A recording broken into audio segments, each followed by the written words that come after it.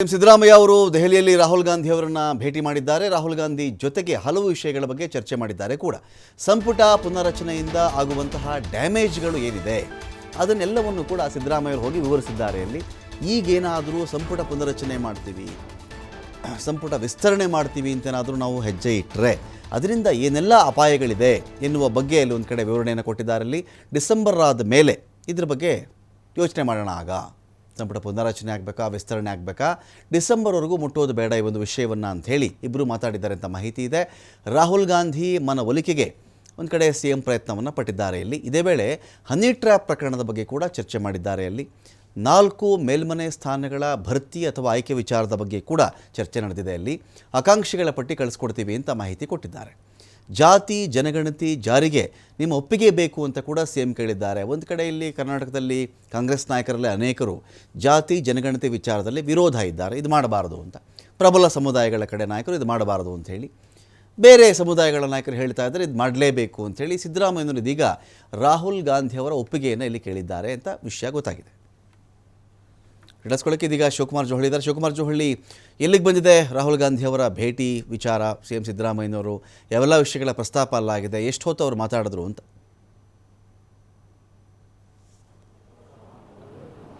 ರಮಕಾಂತ್, ನಿನ್ನೆ ದೆಹಲಿಯಲ್ಲಿರುವಂಥ ಮುಖ್ಯಮಂತ್ರಿಗಳು ನಿನ್ನೆ AICC ಅಧ್ಯಕ್ಷ ಮಲ್ಲಿಕಾರ್ಜುನ್ ಖರ್ಗೆ ಅವರನ್ನು ಭೇಟಿ ಮಾಡಿದರು. ಇವತ್ತು ಬೆಳಿಗ್ಗೆ ಅವರು ರಾಹುಲ್ ಗಾಂಧಿ ಅವರನ್ನು ಭೇಟಿ ಮಾಡಿದ್ದಾರೆ. ಅವರ ಜೊತೆ ಸಾಕಷ್ಟು ವಿಷಯಗಳ ಬಗ್ಗೆ ಚರ್ಚೆಯನ್ನು ಮಾಡಿದ್ದಾರೆ. ಒಂದು ಕಡೆ ಮೇಲ್ಮನೆಯ 4 ಖಾಲಿ ಸ್ಥಾನಗಳಿಗೆ ಈಗ ನಾಮನಿರ್ದೇಶನವನ್ನು ಮಾಡಬೇಕಾಗಿದೆ. ಸುಮಾರು 2 ಡಜನ್ಗೂ ಹೆಚ್ಚಿನ ಆಕಾಂಕ್ಷಿಗಳು ಇದ್ದಾರೆ. ಆ ಒಂದು ವಿಚಾರದ ಬಗ್ಗೆ ನೀವು ಒಪ್ಪಿಗೆಯನ್ನು ಕೊಟ್ಟಿದ್ದೆ ಆದರೆ ನಾವು ಪಟ್ಟಿಯನ್ನು ಹೈಕಮಾಂಡ್ಗೆ ರವಾನೆ ಮಾಡ್ತೀವಿ, ಆ ನಂತರದಲ್ಲಿ ಅದಕ್ಕೆ ಒಪ್ಪಿಗೆಯನ್ನು ಕೊಡಬಹುದು ಅನ್ನುವಂಥ ನಿಟ್ಟಿನಲ್ಲಿ ರಾಹುಲ್ ಗಾಂಧಿ ಅವರ ಬಳಿ ಚರ್ಚೆಯನ್ನು ಮಾಡಿದ್ದಾರೆ ಅನ್ನುವಂಥ ಮಾಹಿತಿ ಲಭ್ಯ ಆಗ್ತಾ ಇದೆ. ಅದರ ಜೊತೆಗೆ ಹನಿ ಟ್ರ್ಯಾಪ್ ಪ್ರಕರಣದ ಬಗ್ಗೆ ಖರ್ಗೆ ಅವರ ಜೊತೆ ಕೂಡ ನಿನ್ನೆ ಸಾಕಷ್ಟು ಹೊತ್ತು ಚರ್ಚೆಯನ್ನು ಮಾಡಿದ್ದಾರೆ. ಇವಾಗ ಬೆಳಗ್ಗೆ ರಾಹುಲ್ ಗಾಂಧಿ ಅವರ ಜೊತೆ ಕೂಡ ಸಾಕಷ್ಟು ಹೊತ್ತು ಚರ್ಚೆಯನ್ನು ಮಾಡಿದ್ದಾರೆ. ಸಂಪೂರ್ಣವಾದಂಥ ಮಾಹಿತಿಯನ್ನು ಅವರಿಗೆ ಕೊಟ್ಟಿದ್ದಾರೆ. ಯಾಕೆಂದರೆ ಇಲ್ಲಿ ನೇರವಾಗಿ ಹೇಳದೇ ಇರುವಂತಹ ಕೆಲವು ವಿಚಾರಗಳನ್ನು ರಾಹುಲ್ ಗಾಂಧಿ ಮತ್ತು ಮಲ್ಲಿಕಾರ್ಜುನ ಖರ್ಗೆ ಅವರಿಗೆ ಸಿದ್ದರಾಮಯ್ಯ ಅವರು ಕೊಟ್ಟಿದ್ದಾರೆ. ಮತ್ತೊಂದು ಕಡೆ ಈಗ ಸಚಿವ ಸಂಪುಟ ಪುನಾರಚನೆ ಆಗಬೇಕು ಅಂತೇಳಿ ಹೈಕಮಾಂಡ್ ಕೂಡ ಚಿಂತನೆಯನ್ನು ನಡೆಸಿತ್ತು. ಕಳೆದ 1 ವಾರದಿಂದಲೂ ಕೂಡ ಇದರ ಬಗ್ಗೆ ಚರ್ಚೆಗಳು ನಡೆದಿತ್ತು. ಮತ್ತೊಂದು ಕಡೆ DK ಶಿವಕುಮಾರ್ ಅವರು ಕೂಡ ಸಂಪುಟ ಪುನಾರಚನೆಯನ್ನು ಮಾಡಬೇಕು, CM ಆಪ್ತ ಬಣದಲ್ಲಿ ಗುರುತಿಸಿಕೊಂಡಿರುವಂತಹ ಕೆಲವು ಸಚಿವರನ್ನು ಕೈ ಬಿಡಬೇಕು, ಆ ಜಾಗಕ್ಕೆ ತಮ್ಮ ಆಪ್ತರಿಗೆ ಅವಕಾಶವನ್ನು ಮಾಡಿಕೊಡ್ಬೇಕು ಅನ್ನುವಂಥ ನಿಟ್ಟಿನಲ್ಲಿ ಹೈಕಮಾಂಡ್ ಮೇಲೆ ಪದೇ ಪದೇ ಒತ್ತಡವನ್ನು ತರ್ತಾ ಇದ್ರು. ಇದರ ಬಗ್ಗೆ ಮುಖ್ಯಮಂತ್ರಿಗಳು ಅದಕ್ಕೆ ತಡೆ ಒಡ್ಡುವಂಥ ಒಂದು ಪ್ರಯತ್ನವನ್ನು ಇವತ್ತು ಮಾಡಿದ್ದಾರೆ. ರಾಹುಲ್ ಗಾಂಧಿ ಅವರ ಜೊತೆ ಚರ್ಚೆಯ ಸಂದರ್ಭದಲ್ಲಿ ಸಂಪುಟ ಪುನಾರಚನೆ ಈ ಸಂದರ್ಭದಲ್ಲಿ ಬೇಡ, ಡಿಸೆಂಬರ್ ನಂತರದಲ್ಲಿ ಸಂಪುಟ ಪುನಾರಚನೆಯನ್ನು ಮಾಡೋಣ. ಈಗ ಸಂಪುಟ ಪುನಾರಚನೆಗೆ ಕೈ ಹಾಕಿದ್ದೇ ಆದರೆ ಮತ್ತಷ್ಟು ಬೆಳವಣಿಗೆಗಳಾಗತ್ತೆ, ನಾವು ವಿರೋಧವನ್ನು ಕಟ್ಕೊಳ್ಬೇಕಾಗತ್ತೆ, ಪಕ್ಷ ಮತ್ತು ಸರ್ಕಾರದ ಮೇಲೂ ಕೂಡ ಅದು ಪರಿಣಾಮವನ್ನು ಬೀರುತ್ತೆ ಅನ್ನುವಂಥ ಮಾಹಿತಿಯನ್ನು ರಾಹುಲ್ ಗಾಂಧಿ ಅವರ ಮುಂದೆ ಇಟ್ಟಿದ್ದಾರೆ ಅನ್ನುವಂಥ ಮಾಹಿತಿಗಳು ಸಿಕ್ಕಿದೆ. ಸೊ ಯಾಕೆಂದರೆ ಸರ್ಕಾರ ಈಗ ಜಾತಿ ಜನಗಣತಿ ವಿಚಾರ ಎಲ್ಲಿಗೆ ಬಂತು ಶಿವು? ಜಾತಿ ಜನಗಣತಿ ವಿಚಾರ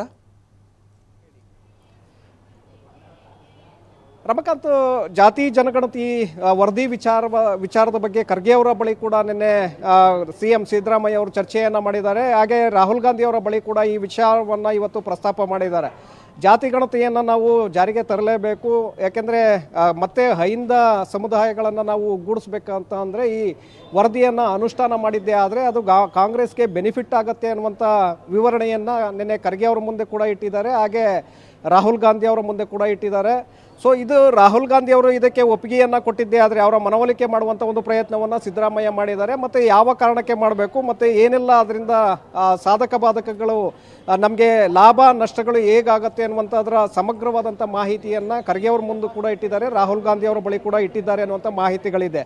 ಸೊ ಅದಕ್ಕೆ ಹೈಕಮಾಂಡ್ ಒಪ್ಪಿಗೆಯನ್ನು ಕೊಟ್ಟಿದ್ದೇ ಆದರೆ ಅದನ್ನು ಸಂಪುಟದಲ್ಲಿ ತಂದು ಮಂಡನೆಯನ್ನು ಮಾಡಿ ಅಲ್ಲಿ ಚರ್ಚೆಯನ್ನು ಮಾಡಿ ನಂತರದಲ್ಲಿ ಅದನ್ನು ಅನುಷ್ಠಾನಕ್ಕೆ ಕೊಡುವ ಬಗ್ಗೆ ಒಂದು ನಿರ್ಧಾರವನ್ನು ತೆಗೆದುಕೊಳ್ಬಹುದು. ಹಾಗಾಗಿ ಈಗಾಗಲೇ ಇದರ ಜಾತಿಗಣತಿಯ ವರದಿ ವಿಚಾರದಲ್ಲಿ ಸಾಕಷ್ಟು ವಿರೋಧಗಳು ವ್ಯಕ್ತವಾಗಿರುವಂಥದ್ದನ್ನು ನಾವು ಗಮನಿಸಿದ್ದೇವೆ. ಸ್ವಪಕ್ಷೀಯ ನಾಯಕರು ಕೂಡ ತೀವ್ರವಾಗಿ ವಿರೋಧವನ್ನು ವ್ಯಕ್ತಪಡಿಸಿದ್ದಾರೆ. ಯಾವುದೇ ಕಾರಣಕ್ಕೂ ಕೂಡ ಜಾತಿಗಣತಿ ವರದಿಯನ್ನು ಅನುಷ್ಠಾನ ಮಾಡೋದು ಬೇಡ ಅಂತೇಳಿ ಒಕ್ಕಲಿಗ ಮತ್ತು ಲಿಂಗಾಯತ ಸಮುದಾಯದ ನಾಯಕರು ತೀವ್ರವಾಗಿ ವಿರೋಧಿಸಿದ್ದಾರೆ. ಸೊ ಹಾಗಾಗಿ ಸಿದ್ದರಾಮಯ್ಯ ರಾಹುಲ್ ಗಾಂಧಿಯವರ ಒಪ್ಪಿಗೆಯನ್ನು ಪಡೆಯೋದಕ್ಕೆ ಅಲ್ಲಿ ಸಾಕಷ್ಟು ಪ್ರಯತ್ನವನ್ನು ಮಾಡಿದ್ದಾರೆ ಅನ್ನುವಂಥ ಮಾಹಿತಿಗಳಿದೆ. ಸೊ ಅದಕ್ಕೆ ಹೈಕಮಾಂಡ್ ಯಾವ ತೀರ್ಮಾನವನ್ನು ತಿಳಿಸುತ್ತೆ ನೋಡಬೇಕಾಗತ್ತೆ ರಮಕಾಂತ್. Thank you Shivakumar ಜೋಹಳಿ.